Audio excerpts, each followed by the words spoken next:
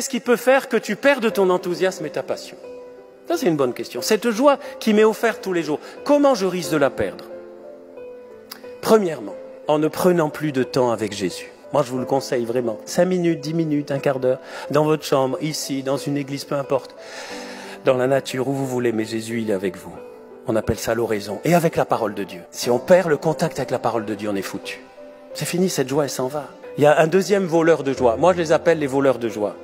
C'est à propos de la messe. Ce qu'on est en train de faire, ce qu'on est en train de vivre.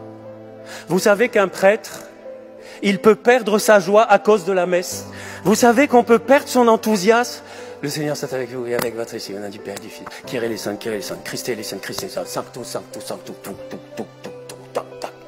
des automates de la messe. C'est terrible.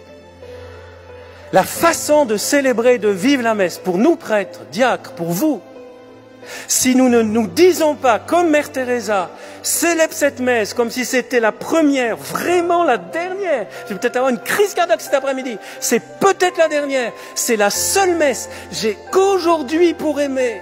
J'ai qu'aujourd'hui pour célébrer la messe. Alors je veux la célébrer la messe comme Ricardo l'a célébrée il y a 8 jours et il la célèbre depuis. Comme un jeune prêtre.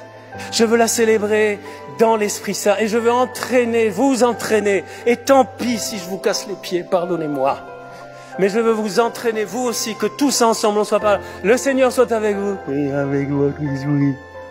Et avec votre esprit. Et quand on chante, on chante. Même si on chante faux, ça fera un peu de pluie, c'est bien. On a besoin. Voilà.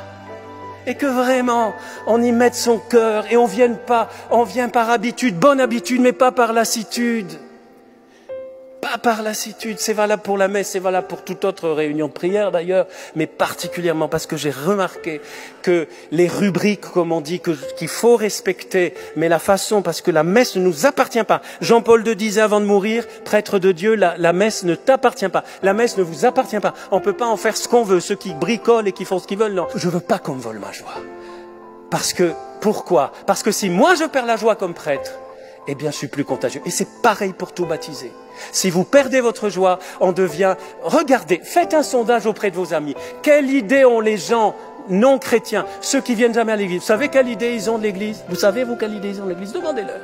C'est triste, c'est poussiéreux, c'est vieux. Pas parce que vous êtes pas triste et vous n'êtes pas poussiéreux, vous n'êtes pas vieux. Parce qu'en Jésus, on est toujours plus jeune. Mais c'est l'idée qu'ont les gens, c'est terrible. Il y a des raisons aussi. Et c'est pour ça que nous avons un devoir, une responsabilité, une mission d'être contagieux de joie. Et c'est un don de Dieu. C'est pas qu'à force de vous l'expliquer et que je dois, c'est pas yaka. C'est un don de Dieu. La joie est un don de Dieu. La joie a un nom, c'est l'Esprit Saint.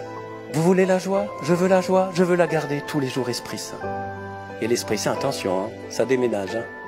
Il a le foie doux, ça peut être aussi violent dans le bon sens du terme. Il peut nous déranger, il peut nous enflammer. C'est le feu de l'Esprit Saint.